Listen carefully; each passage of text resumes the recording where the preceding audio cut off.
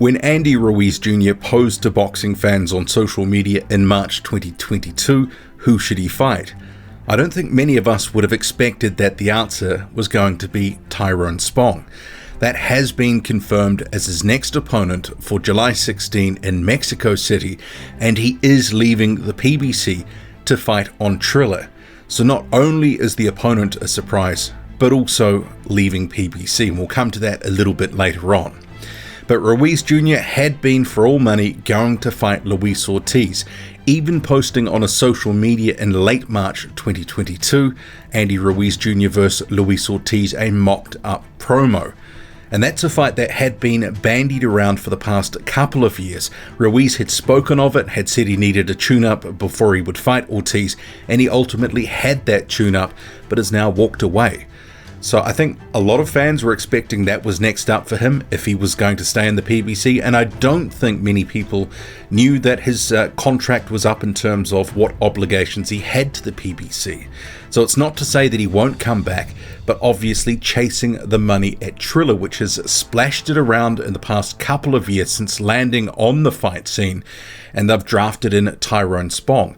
And for those who really haven't followed Tyrone Spong's career too closely, obviously he was a big star in kickboxing, king of the ring and all that sort of stuff, but those years, those glory days, long gone. Spong currently 14-0.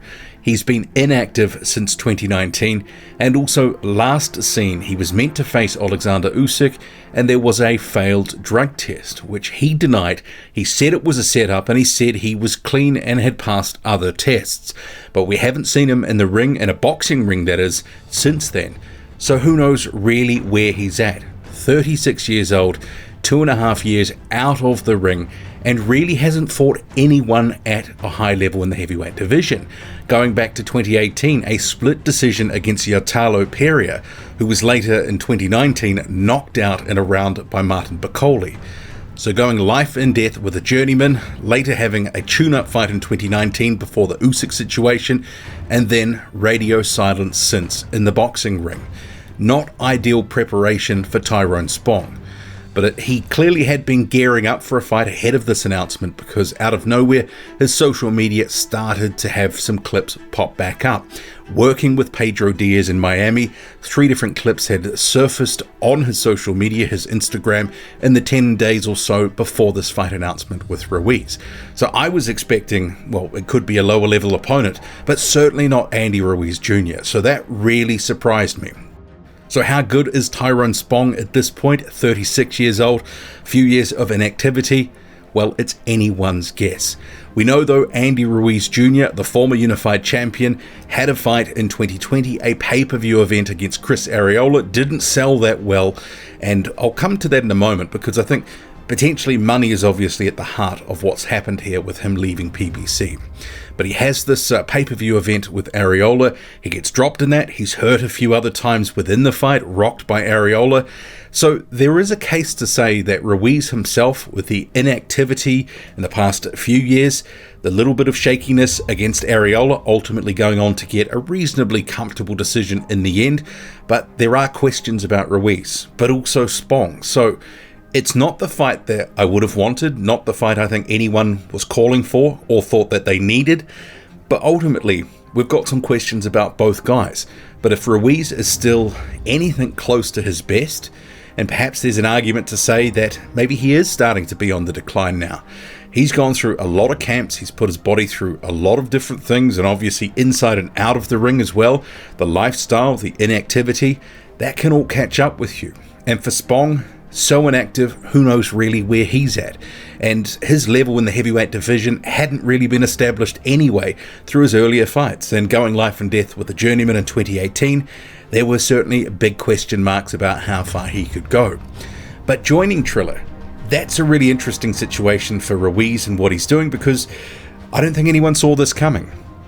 Obviously, I think this comes down to money, and possibly it comes down to guarantees, because with Andy Ruiz Jr., he will have certain expectations. Being a former unified champion, one of the bigger names in the heavyweight division, he will want certain guaranteed money for his fights. And let's face it, the Chris Arreola, Andy Ruiz Jr. pay-per-view last year didn't do huge numbers, and I'm sure he'll want a big guarantee to face Luis Ortiz. He won't want to do a smaller guarantee and have, a chunk of the upside, because maybe the upside is not going to be there for that fight. If the Areola fight has anything to go off, probably the Luis Ortiz and Andy Ruiz Jr. pay-per-view event doesn't do big numbers. So that's probably where it comes down to money. Triller probably just offering him the bag, a bigger offer than PBC. Sometimes it comes down to that. And Ruiz Jr. has shifted around in his career a little bit promotionally. He was with Top Rank for quite a period of time. Then he joined the PBC a few years ago, and then obviously got shipped off for a title shot out of the blue against Anthony Joshua. And that's really how he cemented his legacy as a champion, and now obviously a former unified champion looking for a title shot. But going off, having a random fight against Tyrone Spong, who wasn't ranked ahead of this fight, it is a bit of a head scratcher, so it can only be for money. It's not for legacy, and it's not driving him closer to a title, no matter what anyone could say. And if he was to lose and get stopped here, well, it would be a huge shock and also a massive dent for Andy Ruiz Jr.'s career. And for some fighters who do have a slightly lower profile in the heavyweight division, and Spong is one of those. He's not a big name in the heavyweight division. In combat sports, from what he's done in the past, yeah, he's got a bit of a following. But in terms of the boxing sense, most boxing fans don't rate him, haven't seen much of him, and what they have seen, they're maybe not too impressed. But I did have to have a laugh where one of his big fans, Mr. Boxing Worldwide, came to my Twitter after I sort of expressed surprise about this fight being made, saying, if Spong KO Ruiz, you should never doubt him again. Well, the doubts for now, they do linger, they do remain, but if he does KO Andy Ruiz Jr., yeah, I would give him his credit because it would be due.